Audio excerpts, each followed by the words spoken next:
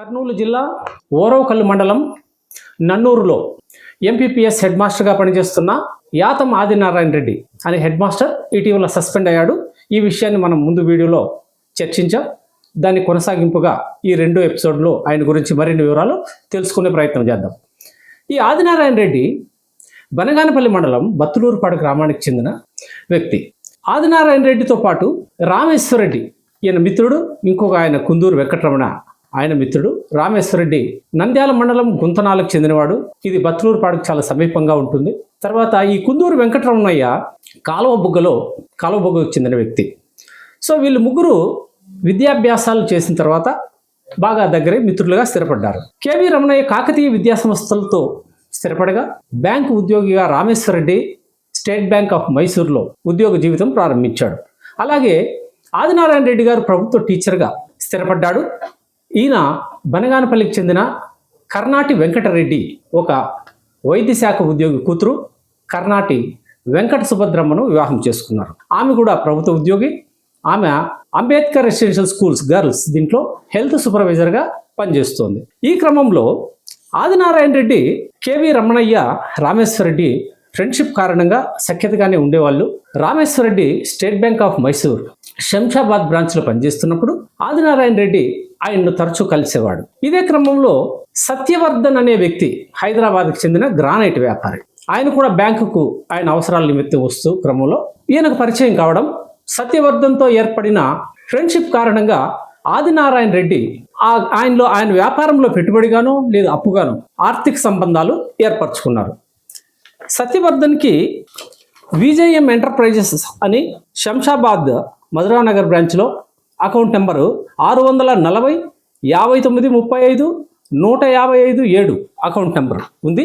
ఆ అకౌంట్కి ఆదినారాయణ రెడ్డి అకౌంట్ నుంచి 16/9/2010లో 4,85,000 బదిలీ అయింది. అలాగే 10/12/2010లో 2,45,000 ట్రాన్స్ఫర్ అయింది. ఇవి రెండు 7,25,000 అకౌంట్ ట్రాన్స్ఫర్లు జరిగాయి. అలాగే క్యాష్ రూపంలో 6,25,000 ఆయన ఇచ్చినట్లు సమాచారం. సో మొత్తం కలిపితే 13,50,000 రూపాయలు సత్యవర్ధన్ అకౌంట్కి సత్యవర్ధన్కి ఆయన చేర్చాడు. అది నగదు రూపంగా, ట్రాన్స్ఫర్ రూపంగా. సో ఇది 2010లో జరిగిన వ్యవహారం. ఈ క్రమంలో సత్యవర్ధన్ కొంతకాలం తర్వాత ఆదినారాయణ రెడ్డికి అందుబాటులో రాకపోవడంతో ఈయన 2010లో state bank of Mysore Kadagathur branch, Karnataka Hindupur దగ్గర వస్తుంది కడగత్తూరు, ఆ బ్రాంచ్లో పనిచేస్తున్న రామేశ్వరరెడ్డిని సంప్రదించాడు పదే. అయ్యా, ఇట్లా మీ బ్యాంకులో నాకు పరిచయం అయ్యారు, అది మీ ద్వారాతో నాకు తెలిసింది, ఆయనతో లావాదేవీలు నాకు ఉన్నాయి, నేను డబ్బులు ఇంత 13,50,000 రూపాయలు ట్రాన్స్ఫర్ చేసిన, నగదుగా ఇచ్చిన, అయితే ఇప్పుడు ఆయన నాకు అందుబాటులోకి రాలేదు, రియల్ ఎస్టేట్లో ఏదో నష్టం వచ్చిందని చెప్పి ఆయన అందుబాటులో రాకుండా పోయినాడు, కాబట్టి నాకు హెల్ప్ చేయమని ఈయన అడగడం, ఆయన నుంచి అది ఆర్థిక లావాదేవీ కావడంతో మీరే తేల్చుకోండి అని ఈయన సలహా ఇవ్వడంతో నీ ద్వారాతోనే పరిచయం, ఈ డబ్బులు నువ్వే ఇప్పించాలి అని ఈ ఆదినారాయణ రెడ్డి రామేశ్వరరెడ్డి మీద దౌర్జన్యానికి దిగాడు. ఈ క్రమంలోనే 2011లో కడగత్తూరు బ్రాంచ్, హిందూపూర్ దగ్గర కడగత్తూరు అనేది కర్ణాటకలో వస్తుంది, అక్కడ స్టేట్ బ్యాంక్ ఆఫ్ మైసూర్ బ్రాంచ్లో రామేశ్వరరెడ్డి మేనేజర్గా అక్కడికి బదిలీ అయినప్పుడు ఈ ఆదినారాయణ రెడ్డి మందబలంతో ఆయన బ్రాంచ్ మీద దౌర్జన్యం చేసి ఆయన్ని నానా ఇబ్బందులకు గురి చేస్తారు. ఆయనకు భయపడి బ్యాంకులో అవమానం జరుగుతుందని క్రమంలో షూరిటీగా ఆదినారాయణ రెడ్డి కోరినట్టు 2 చెక్కులు, ఒకటి చెక్ నెంబర్ 053,725 8,50,000, ఇంకో చెక్ 053,726 ఇది 5,00,000 రూపాయలు విలువైన 2 చెక్కులు. అంటే ఆదినారాయణ రెడ్డి సత్యవర్ధన్కి 13,50,000 నేను ఇచ్చాను, సో నాకు దానికి షూరిటీగా నువ్వే ఉండాలి, నీ ద్వారాతోనే ఆయన పరిచయం అని ఈ బ్యాంకుకి వెళ్ళి గొడవ చేయడంతో అవమానంగా ఉంటుందని భయపడి విధులైన పరిస్థితిలో ఈ రామేశ్వరరెడ్డి ఈ చెక్కులు 2 రాయించాడు. ఇందులో డేట్ లేదు. అలాగే ఓడ్స్లో ఎక్కడా కానీ ఆయన పేరు కానీ అమౌంట్ కానీ రాయలేదు, కేవలం అమౌంట్ వేసి సంతకం పెట్టి ఇవి 2 ఇచ్చాడు. అయితే ఆదినారాయణ రెడ్డి డిమాండ్ ఏంటంటే అమౌంట్ రాయొద్దు, ఖాళీ చెక్కులు కావాలి అని. ఈయన రామేశ్వరరెడ్డి ఒప్పుకోకుండా ఇలా ఇచ్చాడు. సరే, ఆ 2 చెక్కులు తీసుకొని తన వెనకంటి వచ్చిన జనాలతో హిందూపూర్లో కాపురం ఉన్న రామేశ్వరరెడ్డి ఇంటి మీదకి వెళ్ళాడు. అక్కడ ఆయన భార్య లక్ష్మీదేవి, 2 చిన్న పిల్లలు, స్కూల్కి వెళ్ళే పిల్లలు ఉన్నారు, వాళ్ళని ఆ ఇంట్లో దిగ్బంధం చేశాడు. చిన్న అమ్మాయిని నేను తీసుకెళ్తాను, నా డబ్బులు వసూలు అయ్యాక వాళ్ళని పంపిస్తాను అని వాళ్ళని భయకంపితులు చేస్తాడు ఆదినారాయణ రెడ్డి జనాలతో తీసుకెళ్ళి. అప్పుడు విధులైన పరిస్థితిలో బ్యాంకు నుంచి వచ్చిన రామేశ్వర రెడ్డి 2 ప్రో నోట్లలో ఖాళీ ప్రో నోట్, డేట్ లేదు, అమౌంట్ లేదు, ఏం లేదు, విధులేని పరిస్థితిలో భయపడి 2 ప్రో నోట్లలో సంతకాలు పెట్టి ఇచ్చేసాడు. ఆ రోజు వాళ్ళకి విధులేని పరిస్థితి. వాళ్ళ భార్య ఈయంతో మేము ఈ ఊర్లో ఉండలేని పరిస్థితి అండి, ఎందుకు ఈ రామాయణాలన్నీ తెచ్చారని ఆమె బాధపడితే దిక్కు తెలియక ఆయన ఇచ్చేశాడు. సరే, ఈ వ్యవహారము 2011లో జరిగింది. 1 సంవత్సరం పాటు ప్రశాంతంగా ఉన్నాడు ఆదినారాయణ రెడ్డి. తర్వాత కేవలం షూరిటీకే కదా మీరు ఇస్తున్నారని నమ్మించి ఆ పత్రాలన్నీ తీసుకెళ్ళి ఏడాది తర్వాత గుంతనాల వీళ్ళకి సమీప గ్రామం, అక్కడుండే రామేశ్వర రెడ్డికి చెందిన పొలాలు కావాలి నాకు ఈ చెక్కులు ప్రో నోట్లు వద్దు అని హైదరాబాద్కు ట్రాన్స్ఫర్ అయిన రామేశ్వర రెడ్డి వద్దకు వెళ్ళి మళ్ళీ ఇబ్బందులు స్టార్ట్ చేశాడు. ఎంత ఇబ్బందులు అంటే ఈసారి రౌడీలనే కాదు, ఆదినారాయణ రెడ్డి భార్యను, అన్న కూతురు సువర్ణను, భార్య సుభద్రమ్మ, రామేశ్వర రెడ్డి ఇంటికి వెళ్ళి ఆ కుటుంబాన్ని దిగ్బంధం చేసేశారు. ఎన్ని రోజులైనా కదలకుండా వాళ్ళకి ఊపిరి సలపకుండా చేశారు. అవమానం పాలవుతామని భయపడి వాళ్ళ దౌర్జన్యానికి దిక్కుచోచని స్థితిలో 2 ఆడబిడ్డలను కలిగి ఉన్న రామేశ్వర రెడ్డి కొందరు పెద్ద మనుషులు పంచాయతీ చేసి తీర్మానం చేసిన పేరకు హైదరాబాద్లోని శంషాబాద్ ఏరియాలో ఉన్న ఆయన భార్య పేరున ఉండే ఒక ఫ్లాట్ను ఈ రామేశ్వర రెడ్డి యాతం ఆదినారాయణ రెడ్డికి షూరిటీగా ఇవ్వాలని నిర్ణయించుకుంటాడు. ఇది కండిషన్ ఏమంటే ఆయన వద్ద ఉన్న చెక్కులు ప్రో నోట్లు రిటర్న్ ఇచ్చేయాలి, ఈ ప్రాపర్టీ ఆయన పేరు మీద ఉండాలి, దాన్ని అమ్మకూడదు, కేవలం షూరిటీకి మాత్రమే ఉండాలనే కండిషన్ మీద కొందరు పెద్ద మనుషులు చేసిన తీర్మానం ప్రకారం ఈ ఫ్లాట్ ఇవ్వడానికి ఆయన సిద్ధపడిపోతాడు. ఈ క్రమంలో 27 సెప్టెంబర్ 2012 తేదీ ఆయన భార్య లక్ష్మీదేవి, కొందరు పెద్ద మనుషులు Adinarayana Reddy Shamshabad area sub registrar ఆఫీస్కి వెళ్ళడం, అక్కడ ఆదినారాయణ రెడ్డి నచ్చినట్టు డాక్యుమెంట్ తయారు చేసుకోవడం, ఈ లక్ష్మీదేవి పెద్ద మనుషుల సమక్షంలో సంతకాలు చేయడం, రిజిస్ట్రేషన్ జరిగిపోయింది. ఆ డాక్యుమెంట్ నెంబర్ ఏమిటంటే 3133/2012. ఇక్కడ ప్లాట్ నెంబర్ 15 213 చదరపు గజాలు, సర్వే నెంబర్ 265 266. ఇది సామా ఎన్క్లేవ్ దగ్గర శంషాబాద్ విలేజ్, రంగారెడ్డి జిల్లాలో వస్తుంది. ఇది చాలా విలువైన ఫ్లాట్. దీంట్లో 7 లక్షలకు కొన్న 7,45,500 రూపాయలకి ఆయన కొన్నట్టు ఏకంగా సేల్ డీడే రాసుకున్నాడు. ఆ రోజు రామేశ్వర రెడ్డి బాధతో అవమానంతో ఆ రిజిస్ట్రేషన్ కూడా వెళ్ళడు. సరే, షూరిటీ కోసం ఇస్తున్నాం కదా అని ఇచ్చేస్తాడు. తర్వాత ఇదే ఫ్లాట్ని ఆదినారాయణ రెడ్డి 13 మే 2013లో విక్రయించేశాడు. ఎవరికి తెలియకుండా, ఎవరికి పిఎస్ రత్నకుమార్ అనే వ్యక్తికి అమ్మేస్తాడు. దీంట్లో ఏంటంటే 18 లక్షలకు అమ్మినట్టు రాశాడు, కాకపోతే మార్కెట్ వాల్యూ చాలా ఎక్కువ. సో ఆ విధంగా ఆయన ఆ ఫ్లాట్ని అమ్మేసి సొమ్ము చేసుకున్నాడు. ఇది ఇలా ఉండగా ఈ ఫ్లాట్ రిజిస్టర్ అయినప్పుడు లక్ష్మీదేవి నుంచి ఆయన రిజిస్టర్ చేసుకున్నప్పుడు పెద్ద మనుషుల తీర్మానం ప్రకారము చెక్కులు ప్రో నోట్లు పెద్ద మనుషుల దగ్గర ఇచ్చాడు. పెద్ద మనుషుల హామీ మేరకు లక్ష్మీదేవి ఆదినారాయణ రెడ్డి పైన శంషాబాద్లో ఉండే ఒక ఫ్లాట్ రిజిస్ట్రేషన్ చేసి ఇచ్చింది. ఆ రోజు కుందూరు రమణయ్య వీళ్ళకి కామన్ ఫ్రెండ్, వీళ్ళందరూ చిన్ననాటి నుంచి బాగా తెలిసిన వాళ్ళు. తర్వాత ఎవరి స్థాయిలో వాళ్ళు స్థిరపడ్డారు. ఆయన దగ్గర ఈ ప్రో నోట్లో చెక్కులు ఉంచడం, రిజిస్ట్రేషన్ తర్వాత ఆయన మేమంతా చిన్ననాటి మిత్రులు, ఈ విభేదాలన్నీ వద్దు, ఒక రాజీ మీటింగ్ పెడుతున్నామని. తర్వాత ఆ రిజిస్ట్రేషన్ జరిగిన 3-4 రోజులు, 30వ తారీఖు రిజిస్ట్రేషను 27 జరిగితే 30వ తారీఖు సెప్టెంబర్ 30 ఆయనకి కర్నూలు వాసి ఆయన. సో కర్నూలులో సి క్యాంప్ ఏరియాలో ఆయనకి స్వగృహం ఉంది. అక్కడ ఒక రాజీ మీటింగ్ ఏర్పాటు చేసి అక్కడ ఇస్తాము, అందరికీ విభేదాలు లేకుండా మేము చిన్ననాటి మిత్రులమని ఆయన సలహా ఇవ్వడం. దాంతో విధిలేక లక్ష్మీదేవి ఖాళీగా ఇంటికి వెళ్ళడం. ఆ రమణయ్య సూచన మేరకు మళ్ళీ 30వ తారీఖు ఈ రాజీ మీటింగ్ పెట్టుకోవడం, అక్కడే అంతా భోజనాలు చేయడం. అక్కడ ఆదినారాయణ రెడ్డి చెక్కులు ప్రో నోట్లు ఆ రమణయ్య దగ్గరికి ఇచ్చిన వాటిని తీసి రామేశ్వర రెడ్డికి అప్పగించారు. సరే, భోజనం చేసేటప్పుడు ఆ చెక్కులు ప్రో నోట్లు ఉన్న ఒక బ్యాగును ఆ ఇంట్లోనే పెట్టడం, దాన్ని అక్కడికి వచ్చిన ఆదినారాయణ రెడ్డి వాళ్ళ భార్య సుభద్రమ్మ, వాళ్ళ అన్న కూతురు, ఆమె అన్న కూతురు సువర్ణ వచ్చి రమణయ్య ఇంట్లోనే వాడుకుంటుంది.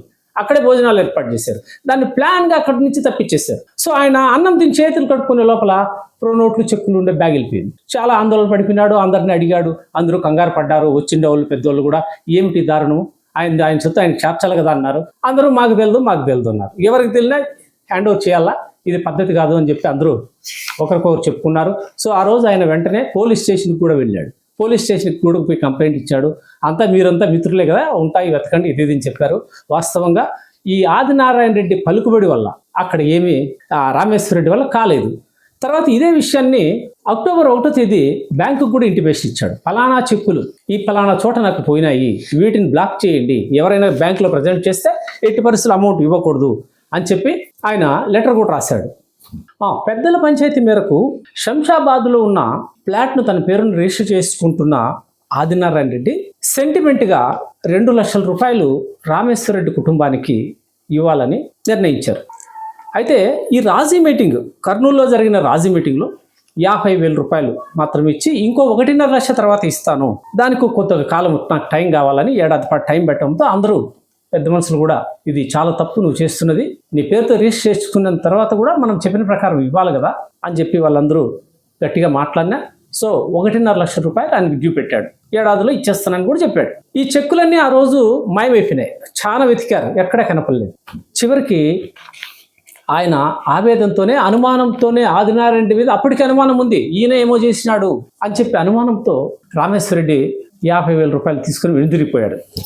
కొంతకాలం తర్వాత ఇది 2012 సెప్టెంబర్, అక్టోబర్ 1వ తారీఖు, సెప్టెంబర్ 30 జరిగింది, అక్టోబర్ 1వ తారీఖు ఆయన బ్యాంక్ కూడా ఇంటిమేషన్ ఇచ్చాడు. ఇది అయిపోయాక 2-3 సంవత్సరాలు ఈ చెక్కులు, ప్రో నోట్లు వ్యవహారం ఎక్కడే కానీ వినపడలేదు. సో ఈ ఫ్లాట్ రిజిస్ట్రేషన్తో ఆ సత్యవర్ధన్కి ఇచ్చిండే డబ్బులు ఈయనెత్తిన బలవంతంగా వేయడము, నీకు తెలిసిన వ్యక్తే అని చెప్పి ఈయన మీద దౌర్జన్యం చేసి ఆ చెక్కులు, ప్రో నోట్లు రాసుకొని ఈయన్ని బంధించుకోవడం. సో ఈ క్రమంలో ఒక ఫ్లాట్ ఇవ్వడంతో ఈ చెక్కులు, ప్రో నోట్లు వ్యవహారం సమసిపోయింది. ఇవన్నీ కూడా ప్రో నోట్లు, చెక్కులు కానీ, శంషాబాద్ ఏరియాలో ఉండే ఫ్లాట్ కానీ అన్ని షూరిటీగానే రాయించుకున్నాడు, కేవలం షూరిటీ, వాటిని విక్రయించడానికి కూడా ఈయనకు అధికారం లేదు. ఈ నమ్మకంతో, మిత్రుడనే ఒక నమ్మకంతో ఆదినారాయణ రెడ్డి రామేశ్వర రెడ్డి దగ్గర బలవంతంగా వాళ్ళని ఏడిపించి ఆ కుటుంబాన్ని నానా హింస పెట్టి ఆయన పేరుతో రాయించుకున్నాడు. ఈ వ్యవహారము ఇంతటితో ముగిసిపోయింది. ఇది ఇలా ఉంటే 2015లో ఈయనకి ఒక నోటీస్ వచ్చింది, అయ్యా నువ్వు నా దగ్గర 40 లక్షలు అప్పు తీసుకున్నావు, ఇదేంటి 9/9/2012 తర్వాత 16/12/2012 ఈ 2 తేదీలలో నువ్వు నా దగ్గర 20 లక్షల చొప్పున అప్పు తీసుకున్నావు, కాబట్టి నాకు వెంటనే అప్పు చెల్లించండి అని చెప్పి నోటీస్ పంపించాడు. ఈయన షాక్ అయిపోయాడు. అప్పుడు ఈయనకు అర్థమైంది, ఈ చెక్కులు, ప్రో నోట్లు ఆదినారాయణ రెడ్డి టీం తీసేసింది, దొంగలించారు, ఇప్పుడు ఈ రూపంలో మళ్ళీ తీసుకొచ్చారు. ఎందుకు ఈ వ్యవహారం, ఈ ప్రో నోట్లు వ్యవహారం మళ్ళీ ముందుకు వచ్చిందంటే, మధ్యలో 1.5 లక్ష రూపాయలు ఆదినారాయణ రెడ్డి రామేశ్వర రెడ్డికి ఇస్తానన్న హామీ మేరకు ఇవ్వలేదు. కొన్ని సందర్భాల్లో వీళ్ళు గొడవ పడ్డారు, నాకు ఇవ్వాల్సిన డబ్బులు కూడా ఇక్కడ నన్ను సతాయిస్తున్నారు, ఇది మీకు న్యాయం కాదు అని మాట్లాడితే దాని మీద ఆదినారాయణ రెడ్డి ఆగ్రహం వ్యక్తం చేసి, నువ్వు బ్యాంక్ ఉద్యోగం అయ్యి ఉండి కూడా నన్ను డబ్బులు అడుగుతావా, నీ కథ చూస్తా అనే కక్షతో ఈ ప్రో నోట్లు బయట తీశాడు. తీయడమే 40 లక్షలకి లెక్క పెట్టేశాడు. దీంట్లో ఈ 40 లక్షలతో పాటు 2 చెక్కులు ఇచ్చినాడు. ఇంతకుముందు మనము తేదీలతో సహా చెప్పాం. ఆ చెక్కుల్ని ఏం చేశాడంటే 2015 నాపొద్దు ఈయన కడగత్తూరు బ్రాంచ్కి సంబంధించి ఇచ్చినాడు చెక్కులు. ఒకటి 5 లక్షలు అమౌంట్ ఖాళీ లేదు, ముందే రాసినాడు కాబట్టి వీలు కాకపోయింది, పైన డేట్ మార్చి రాసుకున్నాడు, ఆయనకు నచ్చిన డేటు. 2015లో 5,08,50,000 రూపాయలు 2 చెక్కులు, వీటిని ఎత్తిపోయి ఆయన అకౌంట్లో వేసాడు. కర్నూలులో ఆదినారాయణ రెడ్డి అకౌంట్లో వేయడము, ఇవి రామేశ్వర రెడ్డి అకౌంట్కి వెళ్ళాయి. మామూలుగా చెక్స్ ప్రజెంట్ చేసినప్పుడు ఇవి 2 బ్యాంకర్స్ చెక్స్ ఆదినారాయణ రెడ్డికి ఇచ్చినట్టువి.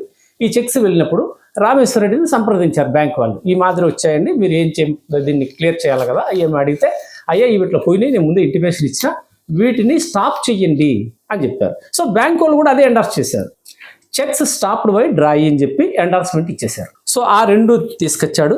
తర్వాత ఈ 16/12/2012 తేదీలో రాసిందే ఒక ప్రో నోట్. ఈ ప్రో నోట్ని కోర్టులో ఫైల్ చేశాడు, కర్నూలు కోర్టులో. అదేంటంటే OS 123/2015. దీన్ని కర్నూలు కోర్టులో ఫైల్ చేశాడు 2015లో. ఇది 2016 కంతా డిగ్రీ అయిపోయింది. ఏప్రిల్ 22, 2016 కంతా ఇది డిగ్రీ అయిపోయింది. ఇది ఎక్స్పార్టీ డిగ్రీ. వెంటనే దీన్ని తీసుకుపోయి నంద్యాల 3వ అదనపు జిల్లా జడ్జి కోర్టులో ఈపీ ఫైల్ చేశాడు, ఎగ్జిక్యూటివ్ పిటిషన్ ఫైల్ చేసి రామేశ్వర రెడ్డి సొంత గ్రామానికి వెళ్ళి టామ్ వేయించాడు. దండోరా, రామేశ్వర రెడ్డి నాకు బాకీ ఉన్నాడు, ఆయన బాకీ చెల్లించలేదు, సో ఇవన్నీ వేలానికి వేస్తున్నాం అని చెప్పి టామ్ వేశాడు. దీంతో ఈ కుటుంబము విలవిల్లాడిపోయింది. రూపాయి డబ్బు తీసుకోకన్నా కూడా 40 లక్షలు అప్పు ఇచ్చినామని ప్రోనోట్లు క్రియేట్ చేసి వీటిని కోర్టులో ఫైల్ చేసి తర్వాత 2 చెక్ బౌన్స్ కేసులు వేశాడు. ఆ చెక్లు అమౌంట్ పే చేయకుండా ఆపిన దానికి 2 క్రిమినల్ సైడ్, అది కూడా క్రిమినల్ సైడ్, ఈయన్ని జైలు పెట్టండి నా డబ్బులు ఇవ్వలేదు చెక్కులు ఇచ్చినాడు. సో ఈ క్రమంలో ఆయన కుటుంబము చాలా మానసిక వేదనకి గురైంది. ఒక మిత్రునికి ఇంకో మిత్రుడు చేసిన ఈ విద్రోహం చరిత్రలో నిలిచిపోతుంది. ₹1 కూడా ఆదినారాయణ రెడ్డి రామేశ్వర రెడ్డికి ఇవ్వలేదు. సత్యవర్ధన్కి ఇచ్చిన అమౌంట్కి షూరిటీగా రాయించుకున్న ప్రోనోట్లకి చెక్కులకి 2012లోనే ఆయన భార్య లక్ష్మీదేవి, రామేశ్వర రెడ్డి భార్య, ఆయన పేరు మీద ఉండే ఒక ఫ్లాట్ శంషాబాద్ ఏరియాలో ఈరోజు చాలా విలువైంది, అది కోట్లలో విలువ చేస్తుంది. దాన్ని తీసుకొని ముగిచ్చారు.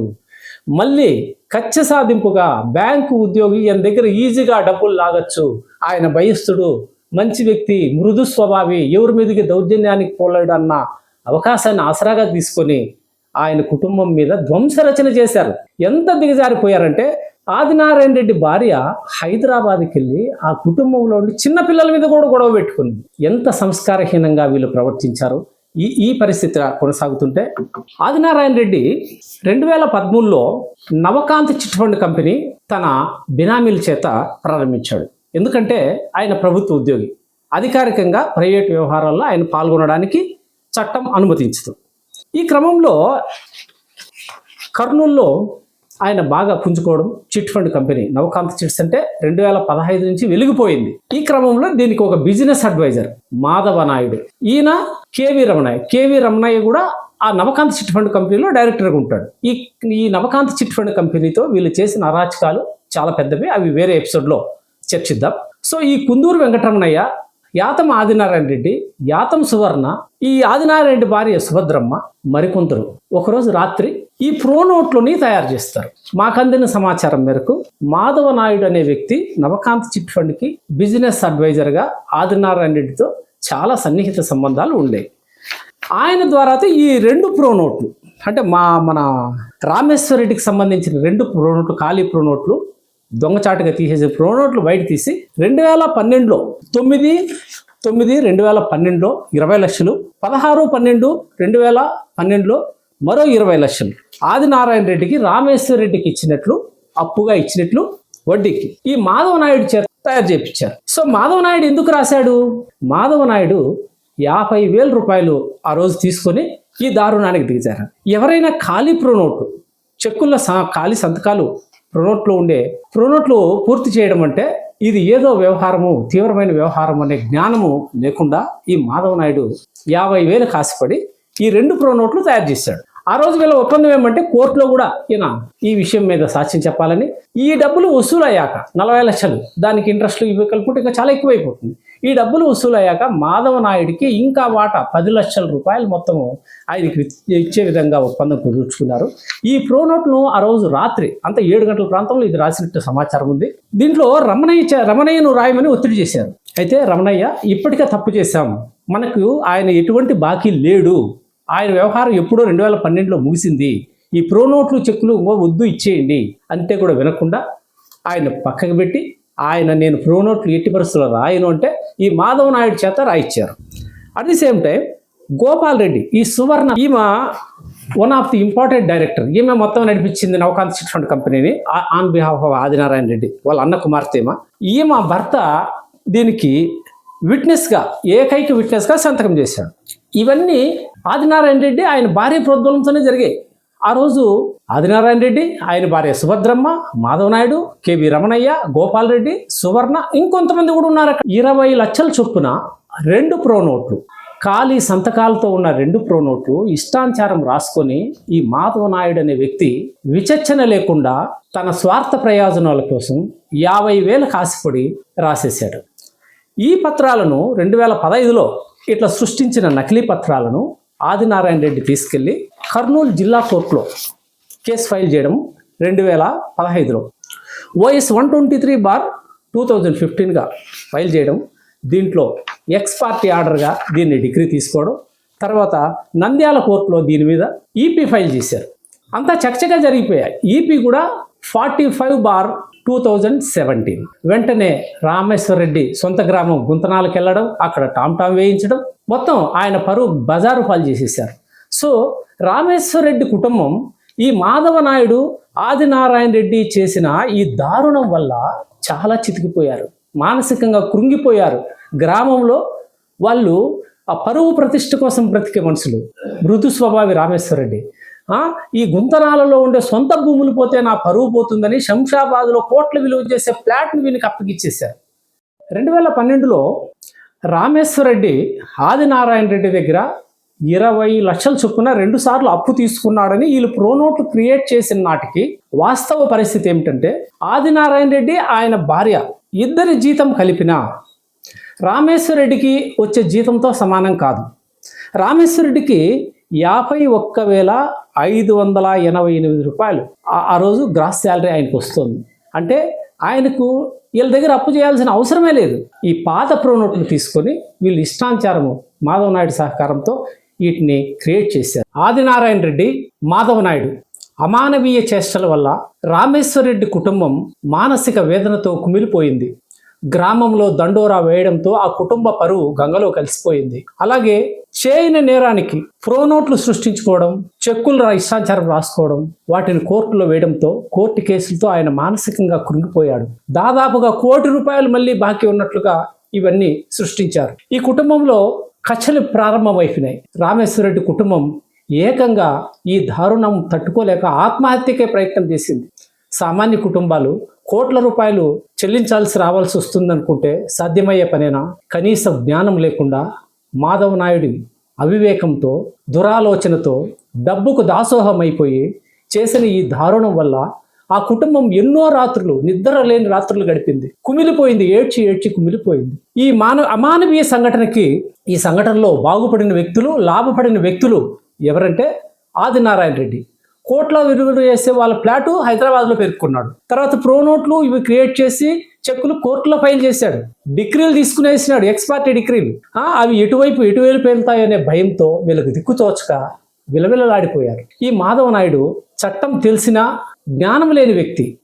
ఇష్టానుసారము ఈ ఖాళీ ప్రోనోట్లు ఈయన సొంత లాభం కోసం రాసేసి ఆ కుటుంబాన్ని కూల్చేశారు వీళ్ళు. ఈ క్రమంలో చివరికి హైదరాబాద్ ప్లాటు పోయింది, గ్రామంలో పరుగు పోయింది, కోర్టు కేసులన్నీ వచ్చి పడిపోయాయి. చివరగా రామేశ్వర్ రెడ్డి భార్య లక్ష్మీదేవి బీపీ షుగర్లతో మానసికంగా కృంగిపోయి ఒక కన్ను చూపు కోల్పోయింది అని చెప్పడానికి మా మనసు కృంగిపోతుంది. విధిలేని పరిస్థితిలో చెప్పాల్సి వస్తుంది. వీళ్ళు ₹1 ఇవ్వకుండా ముందు ప్రోనోట్లను దొంగలించి పెట్టుకొని తప్పుడుగా తయారు చేసి ఒక కుటుంబాన్ని కూల్చేశారు. ఇట్లాంటి సంఘటనలు ఒక ప్రభుత్వ టీచర్గా ఉండే వ్యక్తి చేస్తే ఈ సమాజం ఎటువైపు వెళ్ళిపోతుందో ఒకసారి మీరంతా గమనించాలి. ఈ చెక్కులు ప్రోనోట్లు సృష్టించిన వ్యవహారంలో మేము చాలా ఆధారాలు సేకరించాం. ఇవన్నీ వచ్చే ఎపిసోడ్లో మీ ముందు పెడతాం.